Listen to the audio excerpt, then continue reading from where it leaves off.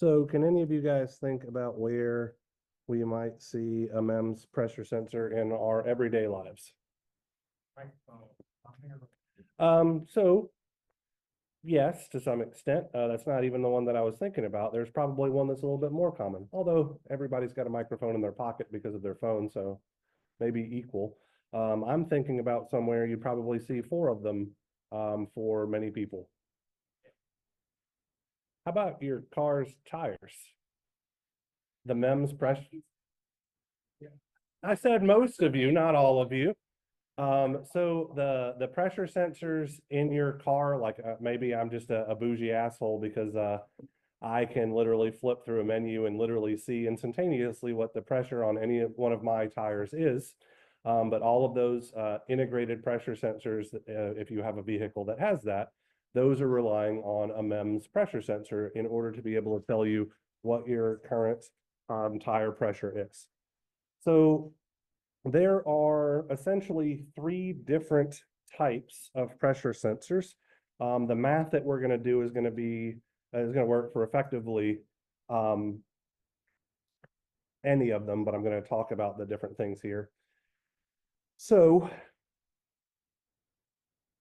I'm going to attempt to draw a crappy little picture here, but it'll be okay. It'll get the point across.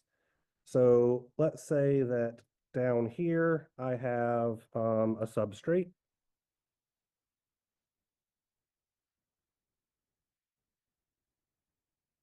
So this is going to be just one silicon wafer, and then built on an entirely separate silicon wafer, I'm going to have another microstructure. This is actually going to form the pressure sensor itself. So I'm just attempting to draw this here. So something akin to this, okay? So I'm going to make a couple of notations here really quickly. So we might have some input pressure on the top of this membrane, and then inside in this little sealed chamber, we might have a vacuum. So this would be an example of an absolute pressure sensor, because our reference in this case is a pressure of effectively zero or something very, very small. So any deflection of that membrane we see is going to be because of the pressure of the environment that this thing is in, okay? Now, an alternative to this design is what we're going to call a relative pressure sensor, and that's going to look something like this. Almost the exact same picture, or actually it will be the exact same picture. It's just going to be something slightly different inside the device, okay?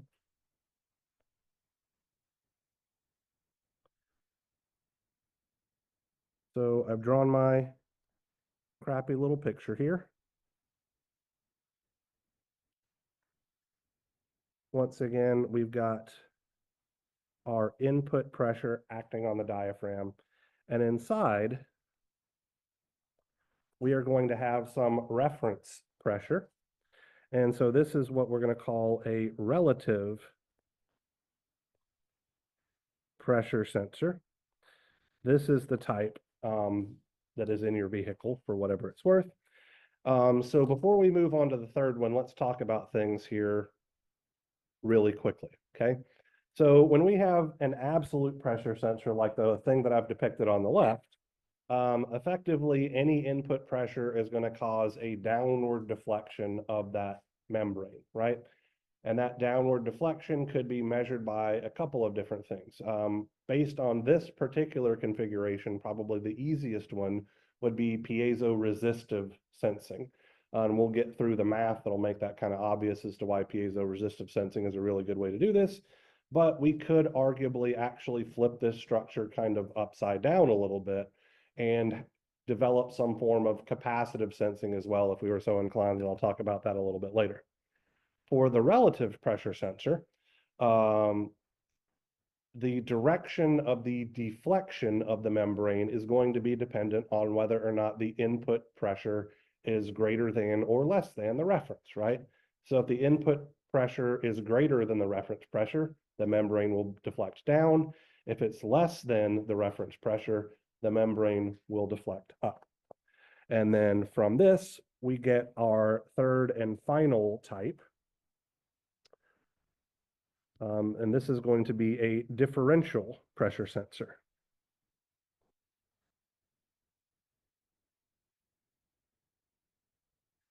Actually, no, that'll be fine. Sorry.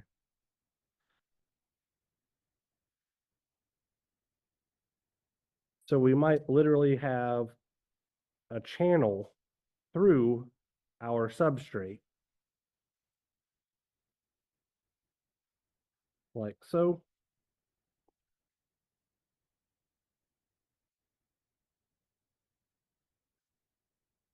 And so we're going to have some P input 1 acting outside and some P input 2 acting inside. And the deflection that we are going to observe is going to be because of the difference in those pressures. So that's why this is a differential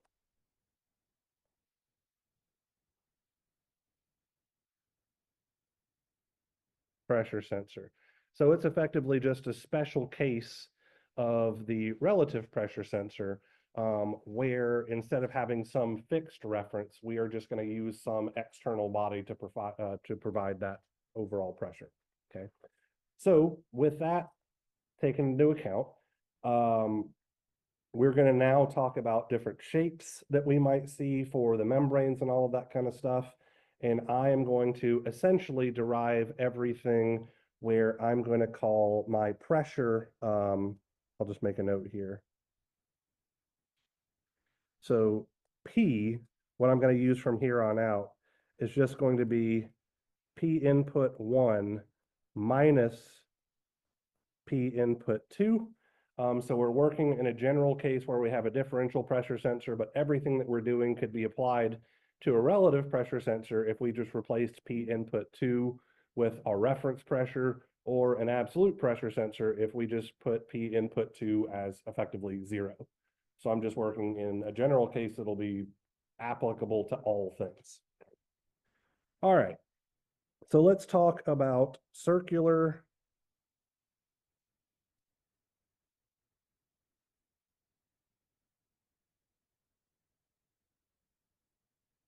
mechanical membranes first, okay? So I'm going to attempt to draw a circle here, and I'm going to pre-apologize for how shitty this is going to be.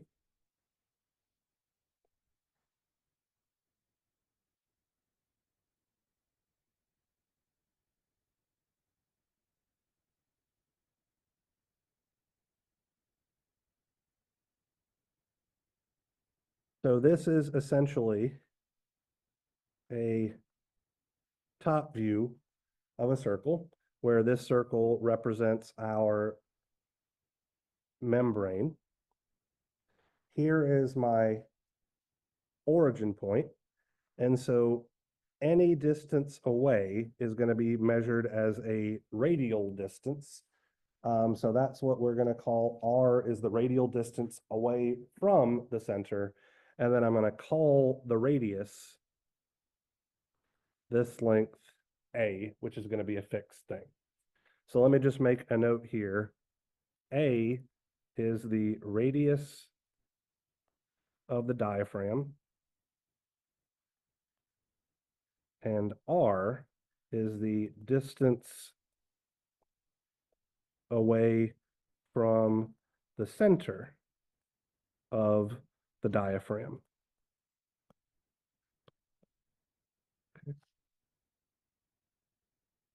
And then I might have a side view as well.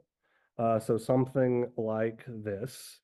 This is going to be a relatively simplistic drawing, like all of mine are.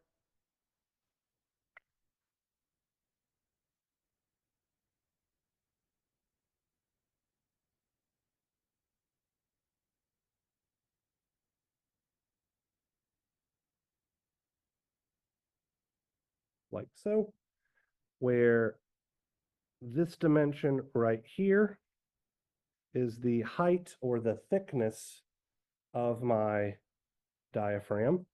I'm going to put some arrows here representing an evenly distributed differential pressure, P, acting up in this direction. And so what we should wind up seeing is some diaphragm deflection, W, that is going to be dependent on the position on the diaphragm surface that we're interested in. Okay. So I'll just make another note right here. W of R is the, I say membrane, I've been using diaphragm, so we'll just use diaphragm.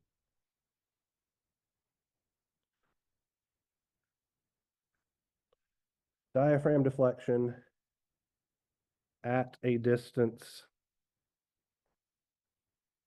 R away from the center.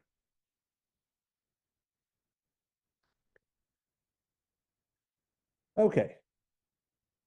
So now for some equations for you guys. So the membrane or diaphragm deflection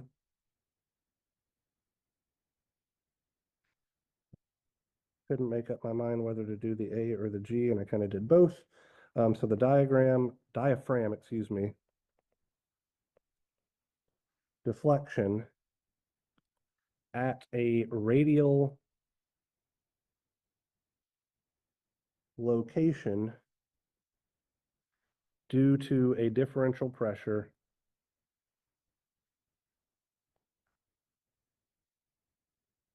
P is given by the following expression, where we'll have W as a function of R is equal to 3 multiplied by 1 minus Poisson's ratio squared, bring it closer, times our differential pressure P times A to the 4th power. All of that is over 16 times Young's modulus times the height or the thickness of our diaphragm cubed. And then we're going to have another term out here, which is 1 minus R squared over A squared. And that quantity is squared. That is H cubed. I'm going to make some notes here below just so that we're all on the same page. So P is differential pressure.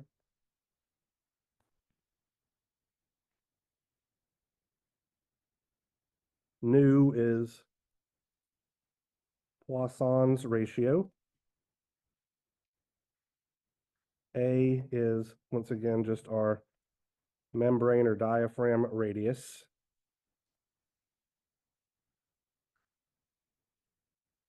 E is, excuse me, that should be capital, Young's modulus. And lastly, H will be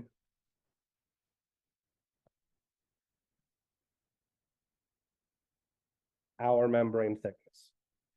So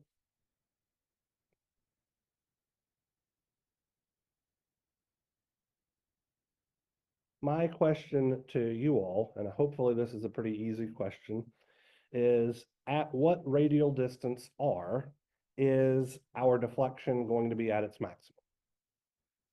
What was that? 0, absolutely right. So if R is 0, then this whole thing is just multiplied by a factor of 1. And any R that's greater than 0 is going to make that deflection smaller and smaller and smaller. So our maximum deflection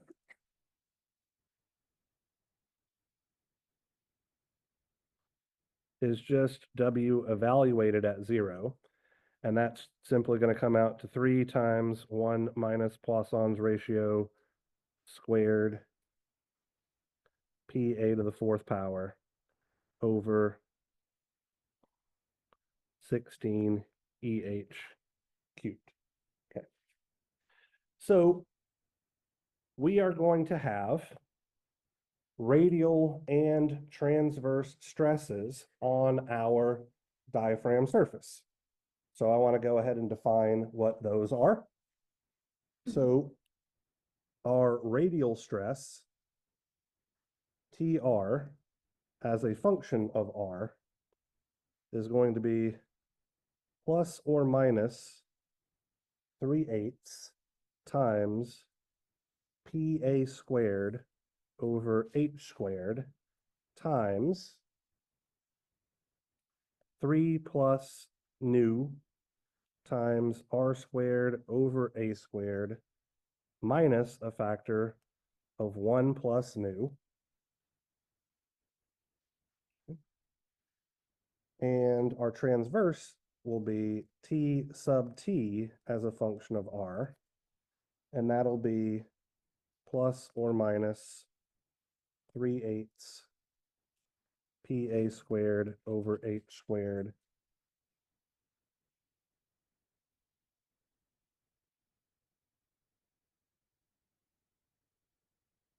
three nu plus 1 R squared over A squared minus 1 plus nu, close brackets.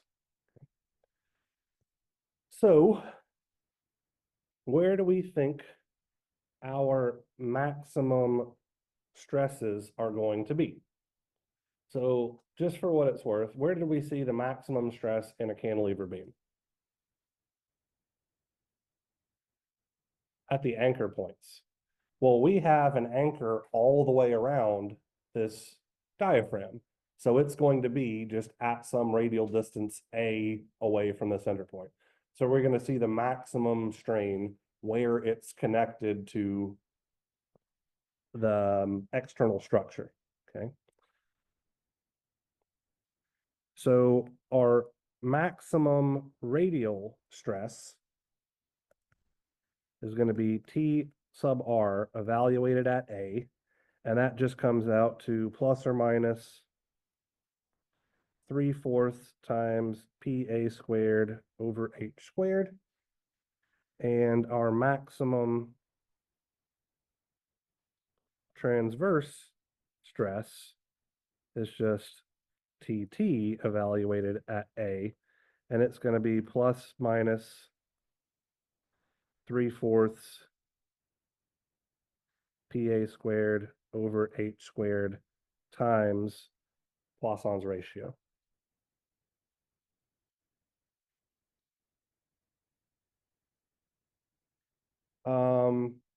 One last little piece of information. At our diaphragm center,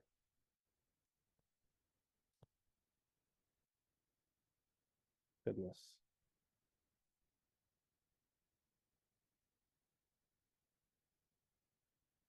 We'll have TR at 0 will be equal to TT at 0. And this is coming out to be minus plus 3/8 times PA squared over H squared times 1 plus nu. Okay. So what do you think all of these pluses and minuses are about? Let's start there. Anybody have any thoughts? So essentially, yeah, it's top and bottom because one is going to be under tensile stress. So if it's deflected outward, the top is going to be under tensile and the bottom is going to be under compression. If it was deflected downward, the opposite would be true. So the plus and minus is just taking into account that one surface is going to be experiencing tensile stress, the other one is going to be experiencing compressive stress. So nothing particularly wild or crazy there. Okay. So just a little sanity check thing or a potential conceptual question for later on or something like that. But if we had a pressure sensor like this, made with a circular diaphragm, and we were going to use piezo resistivity to measure that deflection. Where would we want our sense piezo resistors to be located?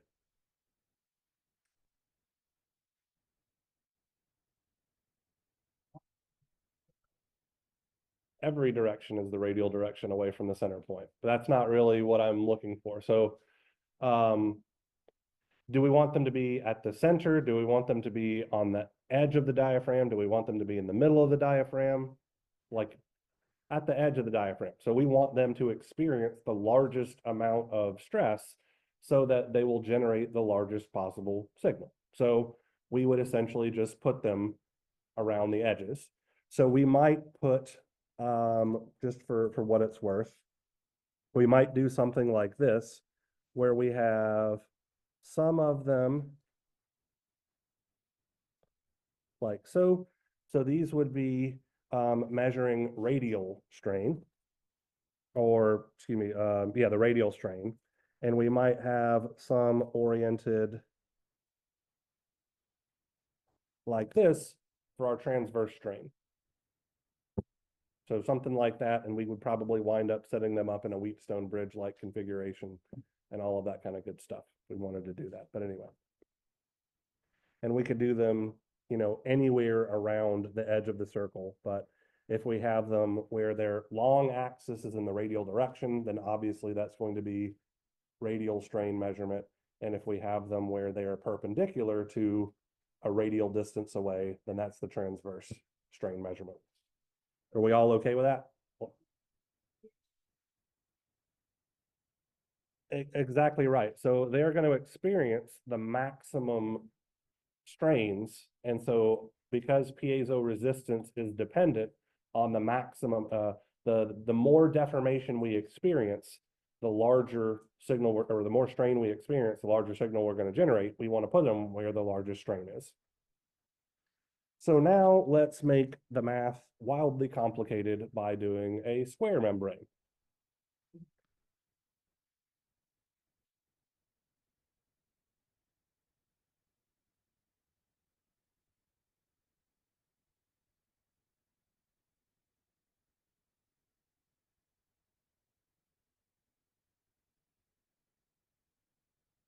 So I'm going to draw a top view yet again, something akin to this.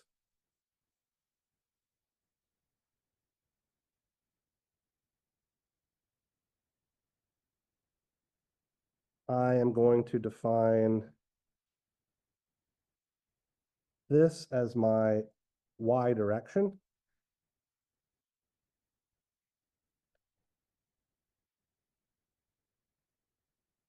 I'm going to define this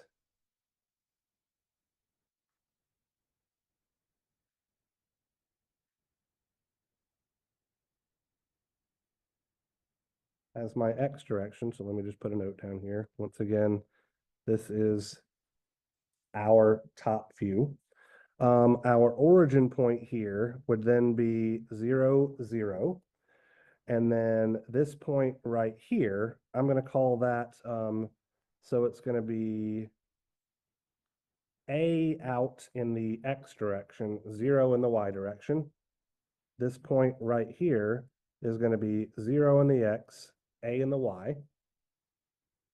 This point right here is going to be negative A, 0. And then this point down here is going to be 0, negative A. So this is our coordinate system, just a simple Cartesian system. And then for our side view, it's going to look pretty darn similar to what we saw a minute ago. So something akin to this.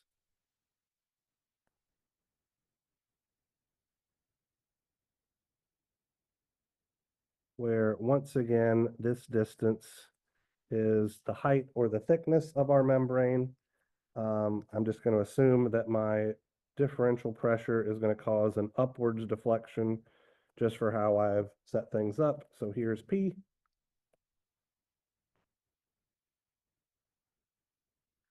And now we're going to see a deflection that is dependent on both the X and Y coordinate of our position, okay?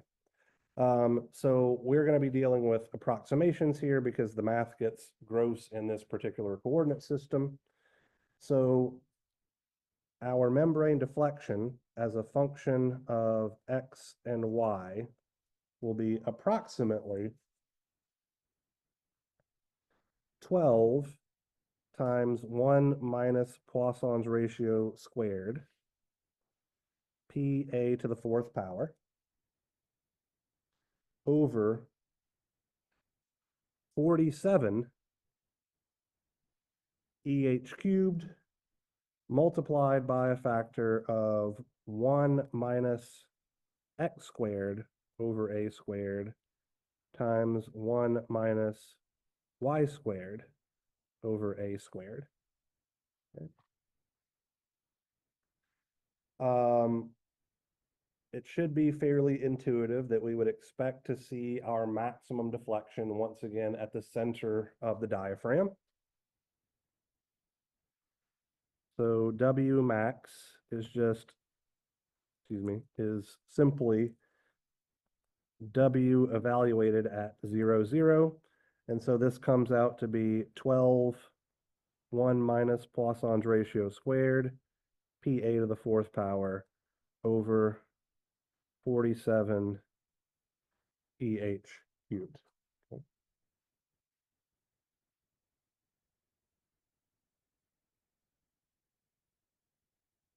We are going to have normal stresses in the X and Y directions. So our X direction normal stress, TXX, is going, as a function of X and Y, will be approximately plus or minus 24 over 47 times PA squared over H squared. And then I'm going to have a big gross thing here. So this is going to be 1 minus y squared over a squared quantity squared times 1 minus 3x squared over a squared quantity squared plus Poisson's ratio times 1 minus x squared over a squared quantity squared times 1 minus 3y squared over a squared quantity squared. Close my bracket. And then my y direction normal stress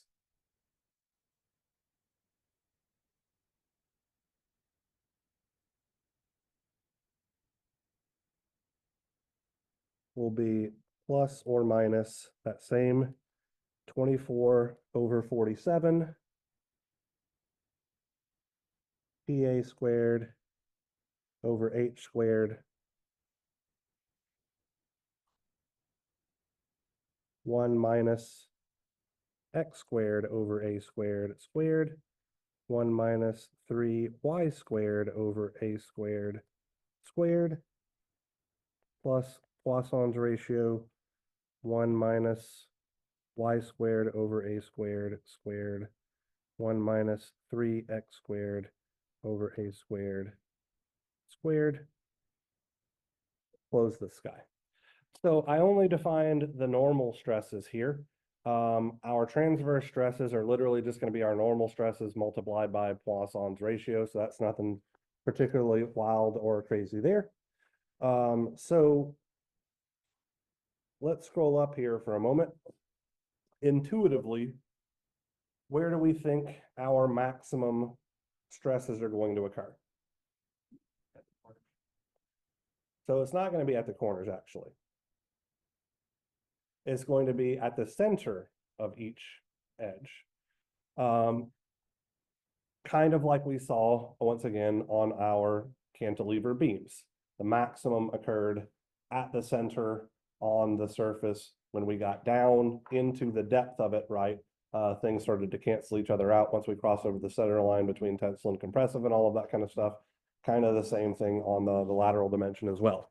So these points that I've labeled here, here, here, and here are the locations of maximum stress. So our maximum stress, and I'm going to do for normal stress here. So that's what this TN means. Bless you. Max will be approximately plus or minus 48 over 47 PA squared over H squared. For our transverse stress, so that's TT max, this is literally just Poisson's ratio times Tn max. And so this is plus or minus 48 over 47 PA squared over H squared times Poisson's ratio. At our diaphragm center,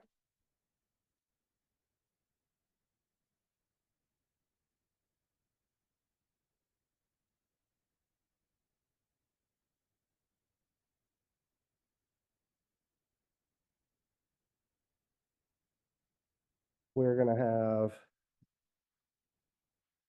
TXX is the same thing as TYY, and that'll be plus or minus 24 over 47, 1 plus Poisson's ratio, PA squared over H squared. So, other than the fact that I've just thrown ridiculously large equations in your general direction, how are we feeling thus far? Hopefully fairly straightforward. We have some idea of what our deflection will be at any given point. We have some idea of what our stresses will be at any given point. So now let's talk about actually using these things to kind of sense something, right? So the first thing that we might talk about would be a piezo-resistive pressure sensor specifically, okay?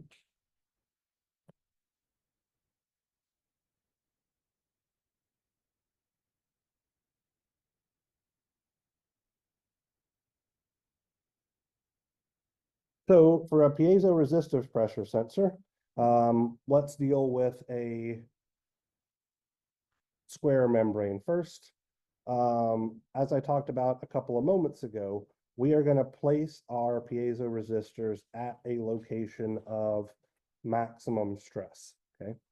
So we might have a configuration, something like this. Let me draw my little square here.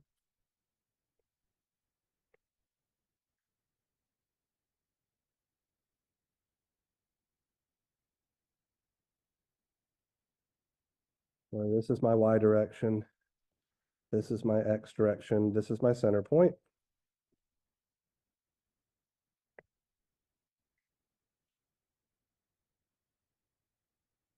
So I might choose to put a piezo resistor, let's say here and here. These are going to be my work piezo resistors, meaning that I'm expecting their values to change as my membrane deflection changes. And then I might choose to put reference ones outside my membrane so that they have some fixed value that will not change under deflection, right? Then I could create a simple Wheatstone bridge circuit like this. So here's my DC biasing voltage. I might put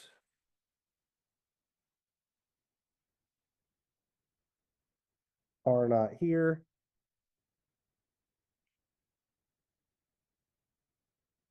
And RW here.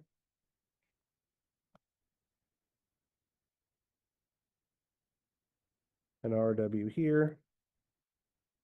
And an R naught here. Ground. and then take my output voltage to be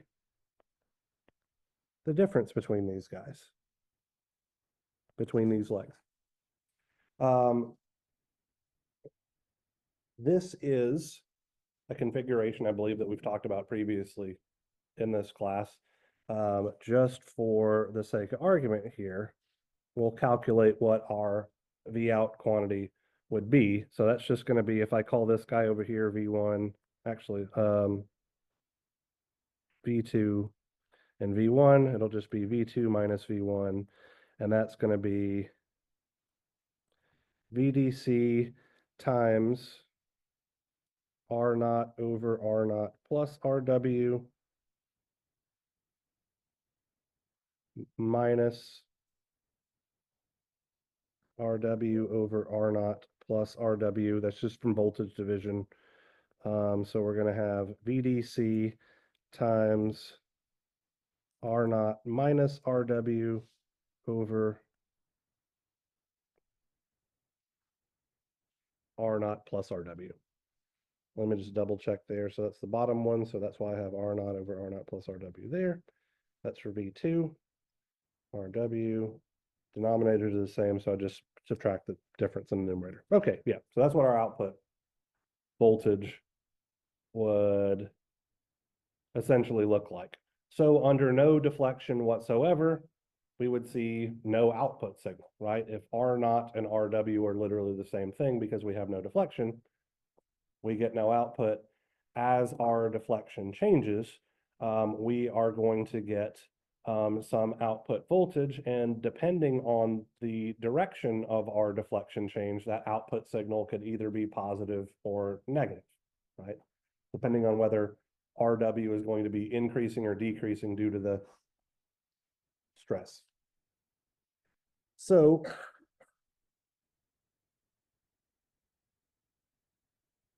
let's put some of this together with what we learned about piezo resistors several class meetings ago and look at an example.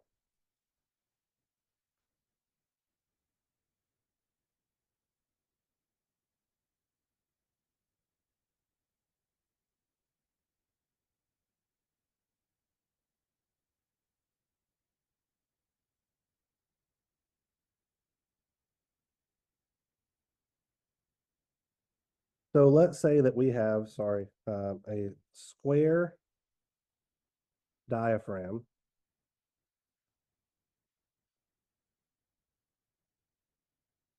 has an edge length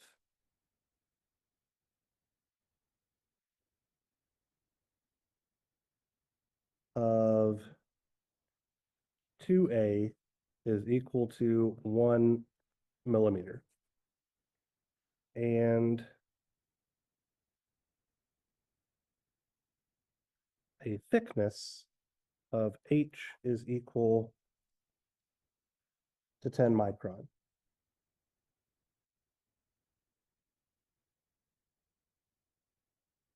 The diaphragm is made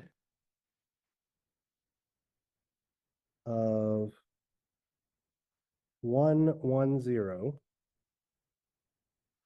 single crystalline silicon, which has the following properties. E is 170 gigapascals.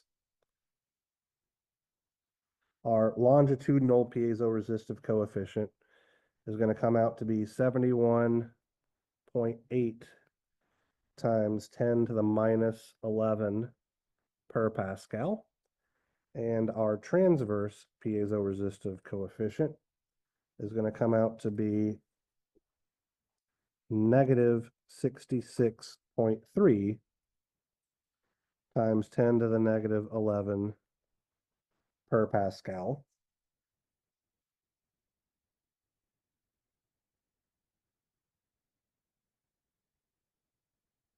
Let's see.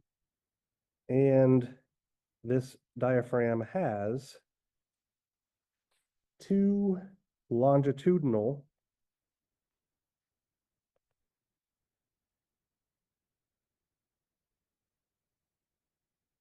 piezoresistors placed at max stress locations, just like we talked about a moment ago.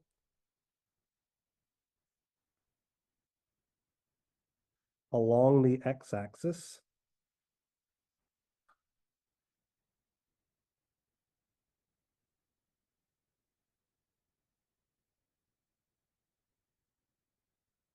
and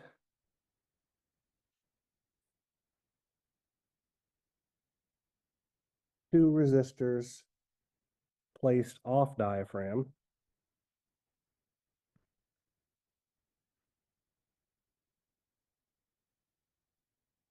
as references for a Wheatstone bridge circuit.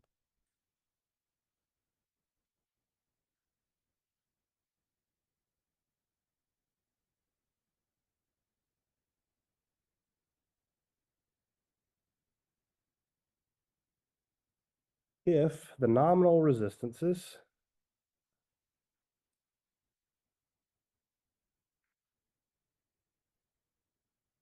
are R naught is equal to 10 kiloohms, I want us to determine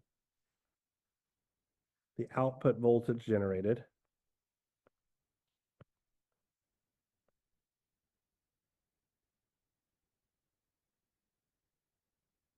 for a differential pressure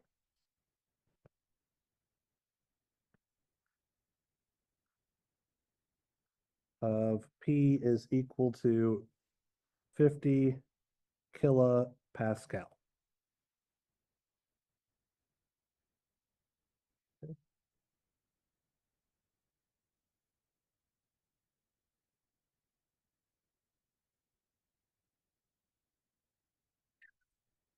So just drawing a little picture here, effectively the same picture I've drawn at least 3 times now.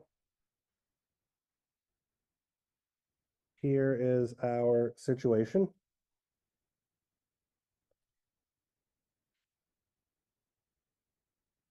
Our piezo resistors are going to be located here. We're told specifically that they are longitudinal piezo resistors, like so. This total length is 1 millimeter.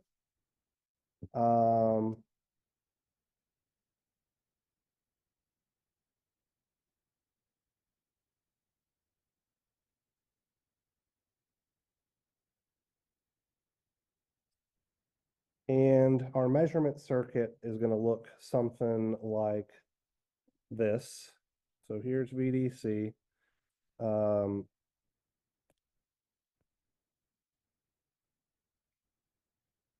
Let's put an R naught here. Let's say that this is going to be R naught plus delta R.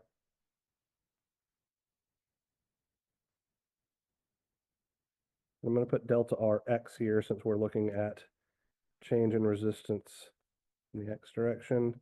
And then here's an R naught plus delta Rx here as well. Here is V2, V1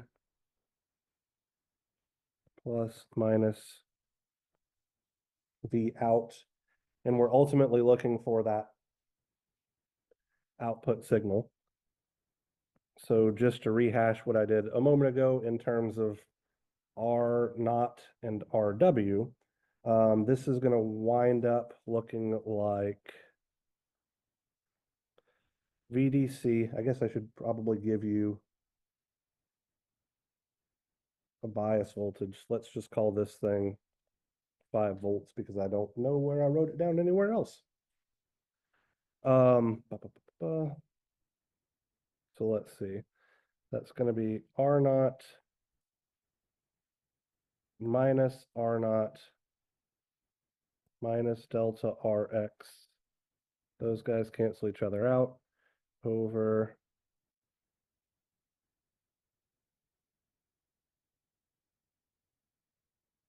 two R naught plus delta Rx. Sorry.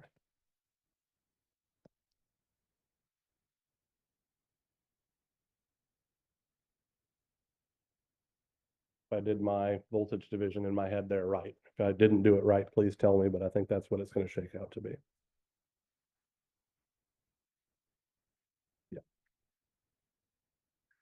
Okay, so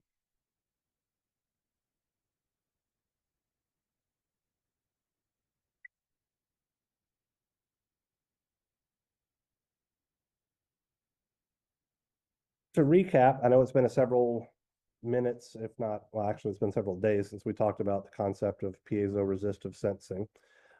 We had a relationship that delta R over R was equal to our longitudinal piezo-resistive coefficient multiplied by our longitudinal strain plus our transverse piezo-resistive coefficient times our transverse strain, like so. And so from this, we should be able to see that the change in resistance when our piezo resistors are placed along our x-axis is just going to be, sorry, pi sub L T sub L plus pi sub T T sub T, all multiplied by our nominal resistance of R naught, just algebraically moving things around there. Pi L and pi T were given to us, right? So 71.8 times 10 to the minus 11 inverse pascals, pi T negative 66.3 times 10 to the negative 11 inverse pascals. And so simply plugging in numbers into this thing should give us, so that's 71.8 times 10 to the minus 11 inverse pascals, 48 over 47 times 50 kilopascals, 500 microns squared over 10 microns cubed. Just to be clear here, I'm just using literally this relationship right here. So that's 48 over 47 p times a squared over h squared, which is exactly what I've got. And I'm just multiplying that by that factor of 71.8, which is pi L. And then I'm going to have minus 66.3 times 10 to the negative 11 inverse pascals,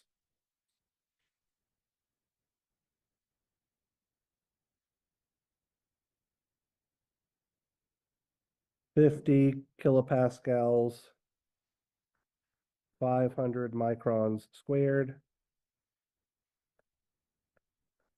10 microns squared. I don't think I put this anywhere, so there's another thing I forgot to give you guys. My apologies. Let's say that our Poisson's ratio is 0.06. So that's where this factor of 0.06 is going to come from. And then I'm going to multiply this whole thing by 10 kilo ohms. Sorry for not including that in the problem statement information. We wind up getting a change in resistance of 865.813 ohms due to that differential pressure. And so from here, then we could say that our output voltage is going to be 5 volts times negative 865.813 ohms over 20,865.813 ohms, where that 20,000 comes from the fact that I have two R naught. Let me grab a calculator real quick.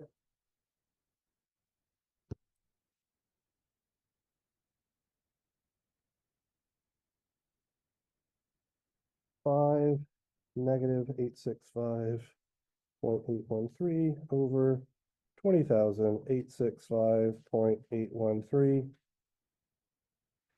So I got negative 207.472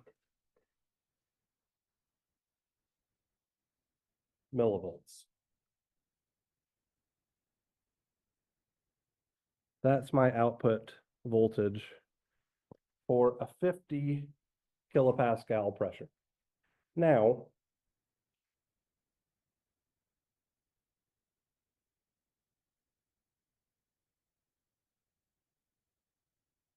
let's try something different, okay?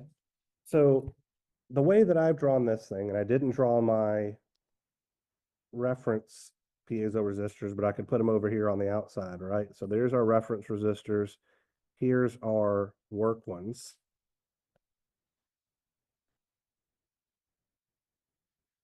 I want to see what would happen if we put some transverse oriented piezo resistors and use those instead of the reference resistors in our Wheatstone bridge configuration. Okay. So let me draw the circuitry behind this so that we can all kind of see what's going to shake out here. So here's my VDC, calling it 5 volts.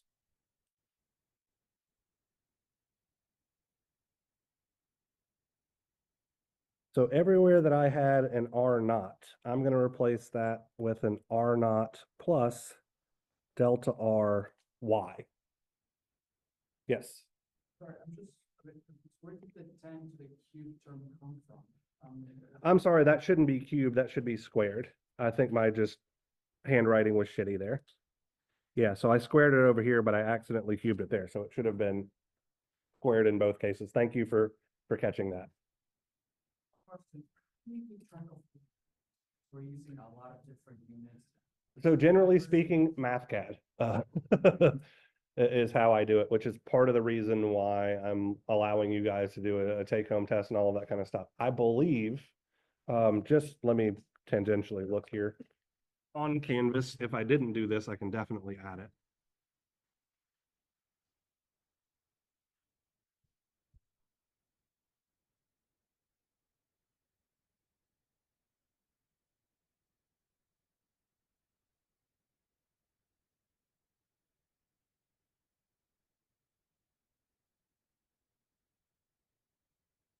Yeah, so there's a link to download MathCAD Prime 8.0. It's been embedded in our Canvas thing since the beginning of class.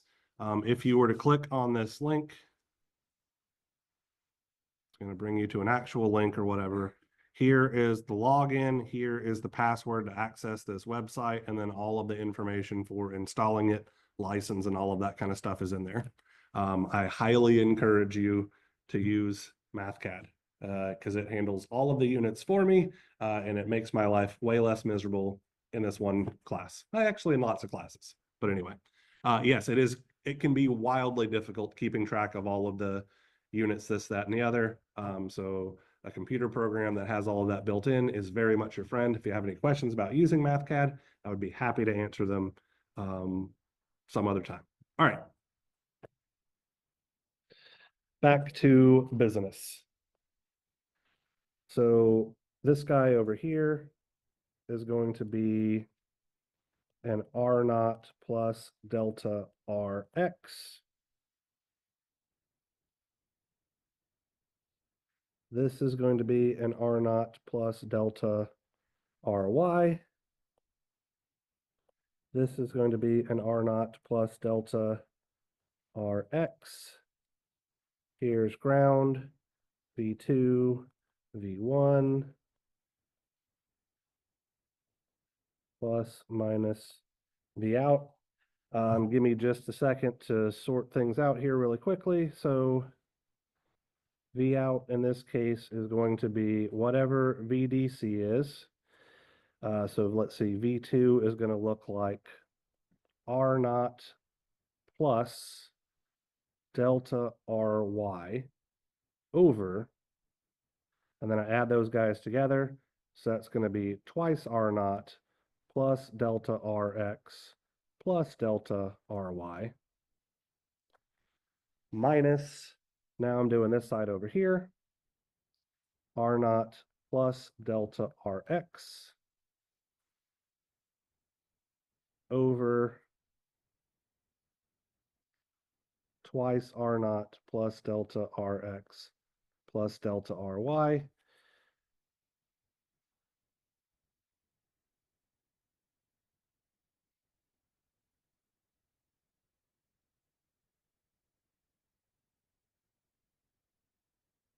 This R naught minus this R naught is going to cancel each other out.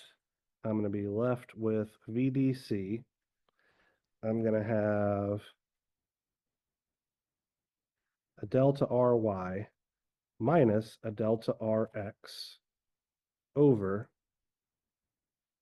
2R naught plus delta Rx plus delta Ry. Okay, so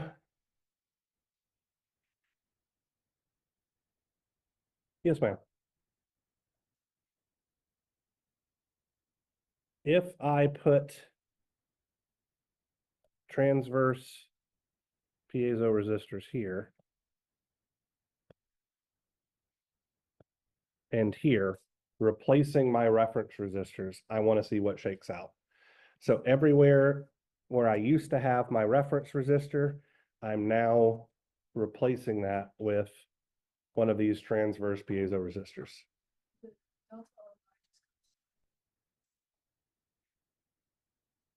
Right. So now that it's inside and it's in a transverse orientation, so it's going to be experiencing some stress, and so it's also going to be changing resistance. So essentially what we're going to wind up seeing here in a moment is the fact that since my transverse piezoresistive coefficient is negative and my longitudinal piezoresistive coefficient is positive, since delta Rx turned out to be a positive change in resistance, we're going to see that delta Ry comes out to be a negative change in resistance. And those effects are essentially going to wind up adding together because of the signs in our voltage division. So we're going to get almost double the output because those two piezoresistive coefficients are close to each other in magnitude, but are of opposite signs. So this is a way for us to essentially boost our output signal because of the anisotropy of silicon, single crystalline silicon, which we'll see when we do the math here in a moment, right? So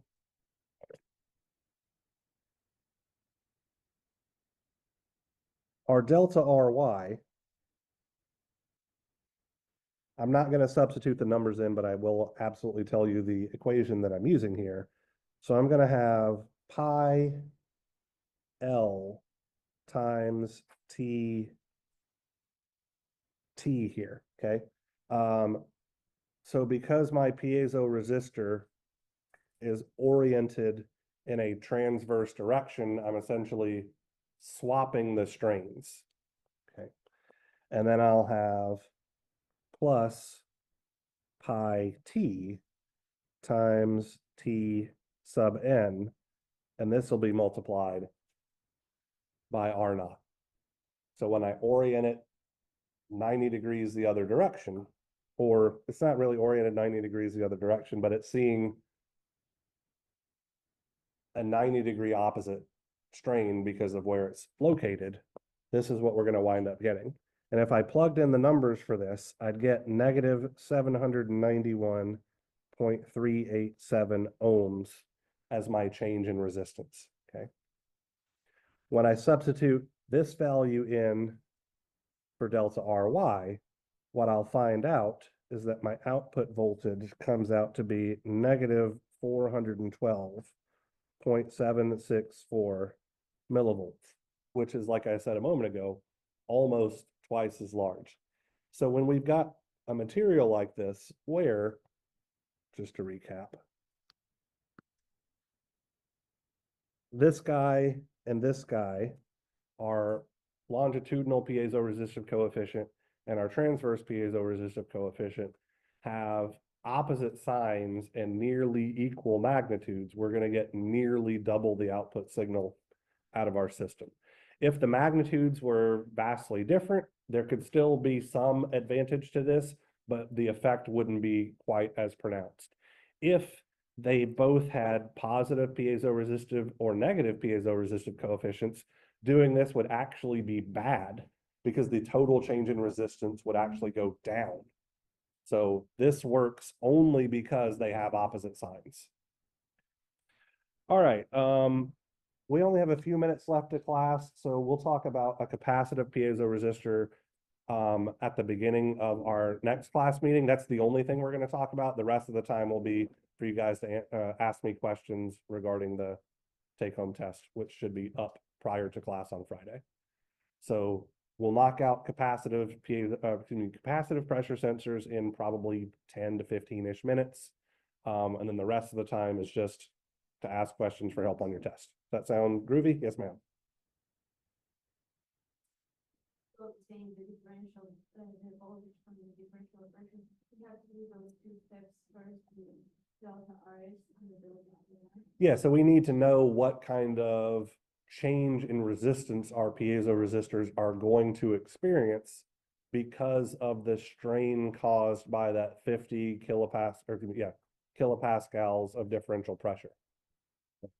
So without any type of strain, we can't figure out what that change in resistance is.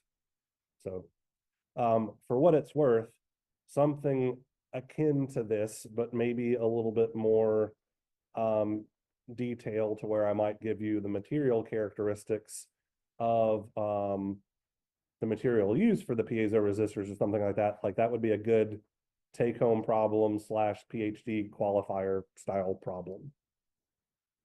So you're having to integrate different things that we've talked about, the deflection, stress and strain, and all of that kind of good stuff, the electrical side of things, tie it all together to understand how a micro device works. That's the level of expectation for the bigger, ugly problems for a take-home test or a PhD qualifier question would be, just as a heads up, since you're in the PhD track, I believe. Yeah. All right. See you guys on. I have a question. Yep, Justin, what's up? This is about using MathCAD. If I could share my screen, I'm having a specific issue. I was wondering if you knew how to fix it. Sure. Do you care that everybody's going to see it? Oh, yeah, that's fine. All right. Let me actually let me hit escape and advanced sharing options, multiple participants. Oh, all participants can share. And then you should be able to override my sharing now. Okay. Can you see my MathCAD screen? I can now. All right, so my issue is how can you like assign a MathCAD variable to itself when you solve it? Like, for example, in this homework problem, I solved for K, but I have to manually say, like, for example, like I solved for K and it gave me the answer, but if I do K equals, actually no, that's doing the constant. So if you had solved for it using a solve block instead of the symbolic solve, you could have stored it as a variable. But because you're doing a symbolic solve, you can't do what you're trying to do. So you're saying I would need to put it in a solve block? Yes, that's correct. And then I at the think I had end, tried. I'm in sorry, your what were you solve saying? block, you would have to define like K or whatever will be shift equal to find that thing. Yeah, I tried, but the issue is that you have to like specify the exact units, the final answer. And I'm not always 100% sure. Like if I want to do that, I would have to know that the final units would be, you know, grams times kilohertz squared times pi squared in the solve block.